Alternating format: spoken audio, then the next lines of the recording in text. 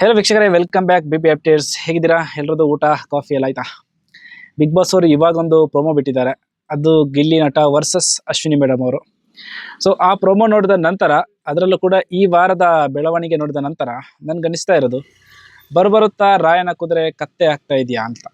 ಯಾಕೆ, ಏನು, ಎತ್ತ ಅಂತ ಪ್ರೋಮೋ ನೋಡಿದ ಮೇಲೆ ಮಾತಾಡ್ತೀನಿ ನಾನು. ಬನ್ನಿ ಆ ಪ್ರೋಮೋ ನೋಡೋಣ. ಮೇಡಮ್ ಹೆಂಗೆ ಅಂದ್ರೆ ಅವ್ರು ಹೀರೋ ಆಗಬೇಕು. ನಾನು ಹೀರೋ ಆಗಕ್ಕೆ ಹೊರಟಿಲ್ಲ, ನೀನ್ ಜೋಕರ್ ಆಗ್ಬೇಡ.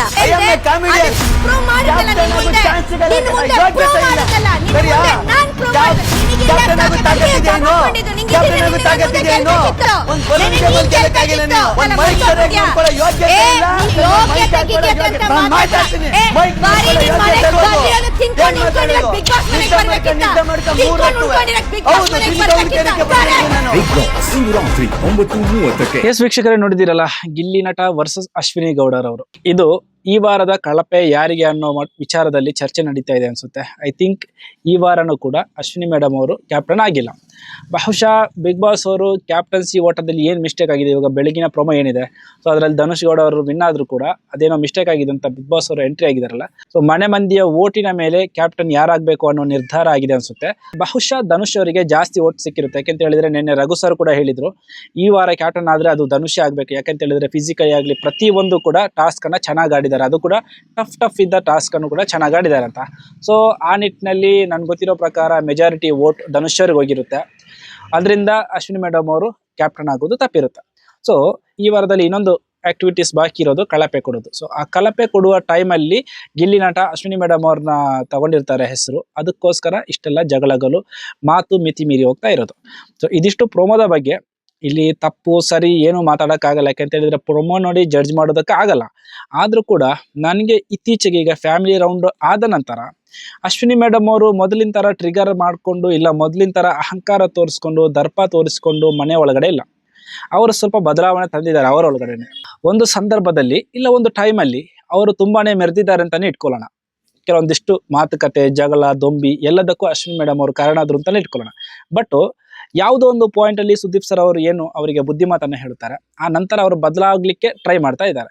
ಸೊ ಒಬ್ಬ ವ್ಯಕ್ತಿ ಕೆಟ್ಟವನಾದಂತ ತಕ್ಷಣ ಅವನು ಕೆಟ್ಟವನಾಗಿಯೇ ಇರ್ಬೇಕಂತ ಹೇಳಿಲ್ಲ. ನನ್ನ ಪ್ರಕಾರ ಬದಲಾವಣೆ ಸಹಜ. ಸೊ ಆ ಬದಲಾವಣೆಯನ್ನ ಜೊತೆಯಲ್ಲಿದ್ದವರು ಅಂದ್ರೆ ಆ ಪರಿಸರದಲ್ಲಿದ್ದವರು ಎಕ್ಸೆಪ್ಟ್ ಮಾಡ್ಲಿಕ್ಕೆ ಸ್ವಲ್ಪ ಕಷ್ಟ ಆಗೋದು.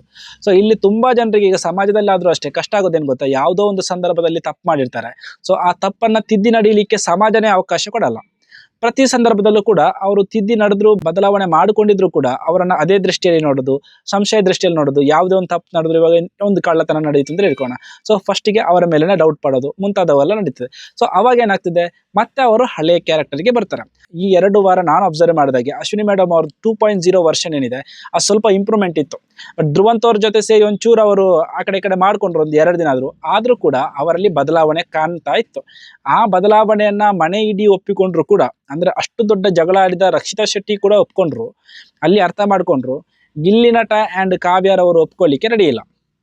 ಸೊ ಇದೆಲ್ಲ ಒಂದ್ ಕಡೆ ಏನಾಗ್ತಾ ಇದೆ ಅಂತ ಹೇಳಿದ್ರೆ, ಸ್ಟಾರ್ಟಿಂಗ್ ಏನ್ ನಡೀತು ಪರ್ಸನಲ್ ಅದನ್ನೇ ಇಟ್ಕೊಂಡು ಮುಂದುವರಿಸ್ತಾ ಇದ್ದಾರೆ ಅನ್ನೋ ಗುಮಾನಿ ಬರ್ತಾ ಇದೆ ನನಗೆ. ಇವಾಗ ಕಳೆದ ವಾರದಲ್ಲಿ ಗಿಲ್ಲಿ ನಟನ ವರ್ತನೆ ಆ ರೀತಿ ಇತ್ತು. ಅಶ್ವಿನಿ ಮೇಡಮ್ ಅವರು ಎಷ್ಟೇ ಸಾಫ್ಟ್ ಆಗಿ ಹೋದ್ರು ಕೂಡ, ಎಷ್ಟೇ ಪ್ರೀತಿ ಕಾಳಜಿ ತೋರಿಸಿದ್ರು ಕೂಡ, ಎಲ್ಲೋ ಒಂದ್ ಕಡೆ ಗಿಲ್ಲಿ ನಟನಿಗೆ ಅದು ಸ್ಯಾಟಿಸ್ಫೈಡ್ ಆಗ್ತಾ ಇಲ್ಲ ಅನ್ನೋ ರೀತಿಯಲ್ಲಿ ಅವರ ವರ್ತನೆ ಇತ್ತು. ಈಗ ಆಟ ಗೇಮು ಅಂತ ಬಂದಾಗ ಟ್ರಿಗರಿಂಗು ಇಲ್ಲ ಪಂಚ್ ಎಲ್ಲ ನಡೀತದೆ, ಅದು ಆ ರೀತಿ ಇದ್ರೇನೆ ಚಂದ. ಬಟ್ ಅದಾದ ನಂತರನೂ ಕೂಡ ಟ್ರಿಗರ್ ಮಾಡೋದು ಇಲ್ಲ, ಯಾವುದೋ ಒಂದು ಟೈಮಲ್ಲಿ ಪಾಯಿಂಟ್ ಔಟ್ ಮಾಡಿಕೊಂಡು ತುಂಬಾ ಕೆಳಗಡೆ ಇಟ್ಟು ಮಾತಾಡೋದೆಲ್ಲ ನಡೀತದೆ. ಸೊ ನಾವು ಅಬ್ಸರ್ವ್ ಮಾಡಿ ಕೂಡ ಮಾಡೋದಾಗೆ ನಿಲ್ಲಿಕ್ಕೆ ಆಗೋದಿಲ್ಲ. ಈಗ ಅಶ್ವಿನಿ ಮೇಡಮ್ ಅವರು ಒಂದು ಟೈಮಲ್ಲಿ ತಪ್ಪು ಮಾಡಿದ್ದಾರೆ, ಕರೆಕ್ಟ್. ಈಗ ಅಶ್ವಿನಿ ಮೇಡಮ್ ಪರ ಬ್ಯಾಟ್ ಬೀಸೋದಲ್ಲ, ಇಲ್ಲಿ ಯಾರ್ದು ಸರಿ ಇದೆ ಯಾರ್ದು ತಪ್ಪಿದೆ ಅಂತ ನಾವು ಆಲೋಚನೆ ಮಾಡಲೇಬೇಕಲ್ಲ. ಗಿಲ್ಲಿ ನಟ ನಮ್ಗೆ ಇಷ್ಟ ಅಂದ ಮಾತ್ರಕ್ಕೆ ಗಿಲ್ಲಿ ನಟ ಮಾಡಿದ್ದೆಲ್ಲವೂ ಸರಿ ಅಂತ ಕಣ್ಮುಚ್ಕೊಂಡು ರಿವ್ಯೂ ಕೊಡ್ಲಿಕ್ಕೂ ಆಗಲ್ಲ.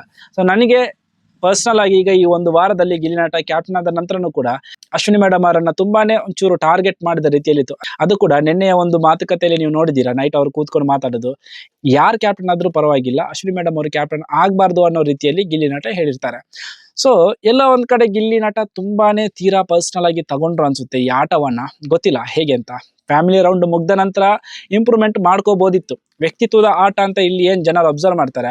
ಸೊ ಒಂದು ವೇ ಅಲ್ಲಿ ಓಕೆ, ಈಗ ಜಗಳ ಆದ್ರೂ ಅಷ್ಟೇ ನ್ಯಾಚುರಲ್ ಆಗಿ ಬಂದ್ರೆ ಓಕೆ, ಆ ಕಡೆಯಿಂದ ಬಂದಾಗ ಈ ಕಡೆಯಿಂದ ಕೌಂಟರ್ ಕೊಟ್ರೆ ತುಂಬಾನೇ ಚೆನ್ನಾಗಿರುತ್ತೆ ನನಗೆ. ಅದಕ್ಕೇನೆ ಗಿಲ್ಲಿ ನಟ ನಮ್ಗೆ ಇಷ್ಟ ಆಗ್ತಾ ಇರೋದು.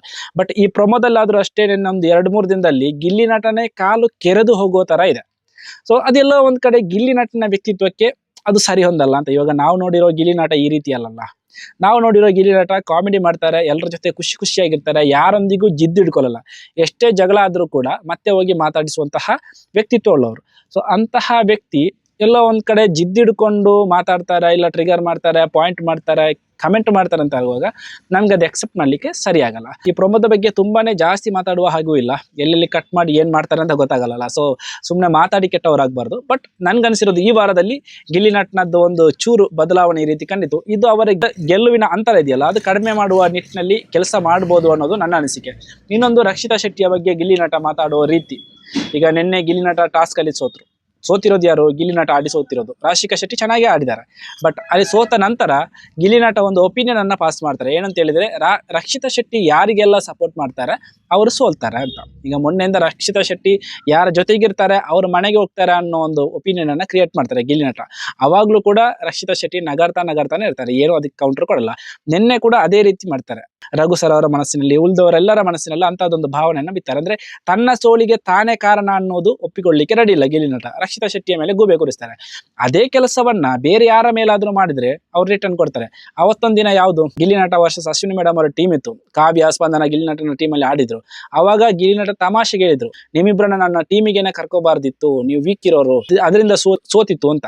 ಸೊ ಅದಕ್ಕೋಸ್ಕರ ಕಾವ್ಯ ಗಿಲ್ಲಿನಟರ ಹತ್ರ ಮುನಿಸ್ಕೊಂಡು ಮಾತು ಬಿಟ್ಟಿದ್ರು. ಆಗ ಗಿಲ್ಲಿನಟ ಹಿಂದೆ ಹೋಗಿ ಅವರನ್ನ ಸಮಾಧಾನ ಮಾಡಿದ್ರು. ಬೇಜಾರಾಯ್ತಾ, ನಾನು ತಮಾಷೆ ಮಾಡಿರೋದು ಹಂಗೆ ಅಂತ. ಅಂದ್ರೆ ಇಲ್ಲಿ ಕೆಲವೊಂದ್ಸಲ ಮನೆ ಮಂದಿಯೆಲ್ಲ ಹೇಳ್ತಾರಲ್ಲ, ಗಿಲ್ಲಿನಟನಿಗೆ ಕಾವ್ಯ ಬಿಟ್ರೆ ಬೇರೆ ಯಾವುದು ಪ್ರಪಂಚ ಇಲ್ಲ, ಅವರ ಭಾವನೆಗಳಿಗೆ ಇಲ್ಲ, ಅವರಿಗೆ ಮಾತ್ರ ಮರ್ಯಾದೆ ಇದೆ, ಅವರಿಗೆ ಮಾತ್ರ ಭಾವನೆಗಳಿದೆ ಅನ್ನೋ ರೀತಿಯಲ್ಲಿ ವರ್ತಿಸ್ತಾರೆ ಅಂತ. ಸೊ ಕೆಲವೊಮ್ಮೆ ನಮಗೂ ಸರಿ ಅಂತ ಅನಿಸ್ತದೆ. ಯಾಕೆಂತೇಳಿದ್ರೆ ಪಾಪ ರಕ್ಷಿತಾ ಶೆಟ್ಟಿ, ಇವಾಗ ರಕ್ಷಿತಾ ಶೆಟ್ಟಿ ಅಂತಲ್ಲ, ಯಾರಾದ್ರೂ ಅಷ್ಟೇ, ಒಬ್ರು ಇದಾರೆ ಅಂತೇಳಿ ಎಲ್ಲದಕ್ಕೂ ಅವರನ್ನೇ ತಮಾಷೆ ವಸ್ತುವನ್ನಾಗಿಸೋದು. ಈಗ ಕಾಲೆಲ್ದು ಕಾಮಿಡಿ ಮಾಡ್ಲಿ, ಪ್ರಾಬ್ಲಮ್ ಇಲ್ಲ. ಬಟ್ ಅವರೊಂದು ವ್ಯಕ್ತಿತ್ವವನ್ನೇ ಯಾವುದು ಒಂಥರ ಅನ್ಲಕ್ಕಿ ತರ ನಾವು ಪೋಟ್ರೆ ಮಾಡೋದಿದೆಯಲ್ಲ ಒಬ್ಬ ವ್ಯಕ್ತಿಯನ್ನ, ಸೊ ಅದಷ್ಟು ಚೆನ್ನಾಗಿರಲ್ಲ. ಇನ್ನು ಹುಡುಗರದು ಪ್ರಾಬ್ಲಮ್ ಏನ್ ಗೊತ್ತಾ, ಹುಡುಗರಾಗ್ಲಿ ಹುಡುಗಿರಾಗ್ಲಿ, ಕೆಲವೊಂದ್ಸಲ ನಮ್ಮನ್ನ ನಿಜವಾಗ್ಲೂ ಯಾರು ಪ್ರೀತಿಸ್ತಾರೆ ಅಂದ್ರೆ, ಯಾರು ನಮ್ಮ ಕೇರ್ ಮಾಡ್ತಾರೆ, ಯಾರು ನಮ್ಮ ಮೇಲೆ ಅಭಿಮಾನ ಇಟ್ಟಿರ್ತಾರೆ, ಸೊ ಅದನ್ನ ಗುರುತಿಸ್ಲಿಕ್ಕೆ ಜನ ಎಡವ್ತಾರೆ. ಸೊ ಯಾವ್ದಾರೋ ಹಿಂದೆ ನಾವು ಹೋಗ್ತೇವೆ, ಯಾವುದೋ ಒಂದು ಮಾಯೆ ಹಿಂದೆನಾ, ಇಲ್ಲ ಬ್ಯೂಟಿಯ ಹಿಂದೆನಾ, ಇಲ್ಲ ವಯ್ಯಾರದ ಹಿಂದೆ ನಾವು ಹೋಗುವ ನಿಟ್ಟಿನಲ್ಲಿ ಸಿನ್ಸಿಯರ್ ಆಗಿ ನಮ್ಮನ್ನು ಯಾರೋ ಕೇರ್ ಮಾಡ್ತಾ ಇರ್ತಾರೆ, ನಮ್ಮನ್ನು ಯಾರೋ ಪ್ರೀತಿಸ್ತಾ ಇರ್ತಾರೆ. ಇದು ನಿಜ ಜೀವನದಲ್ಲೂ ಅಷ್ಟೇ, ಬರೀ ಬಿಗ್ ಬಾಸ್ ಅಂತಲ್ಲ, ನಾವು ಎಡವ್ತೇವೆ. ಎಲ್ಲೋ ಒಂದು ಪಾಯಿಂಟ್ ಅಲ್ಲಿ ನಾವು ಯಾವುದನ್ನ ಬೆನ್ನಟ್ಟಿ ಹೋಗ್ತೇವೆ, ಅದು ನಮ್ಮ ಕೈಗೆ ಸಿಕ್ಕಿದಾಗ ಹಿಂದ್ಗಡೆ ಒಮ್ಮೆ ತಿರುಗಿ ನೋಡಿದಾಗ ಗೊತ್ತಾಗ್ತದೆ, ಓಕೆ ಈ ರೀತಿ ಒಂದು ಇತ್ತಲ್ಲ, ನಾನು ತಪ್ಪು ಮಾಡಿದೆ ಅಂತ. ಬಟ್ ಅವಾಗ ಕಾಲ ಮಿಂಚಿ ಹೋಗುತ್ತೆ.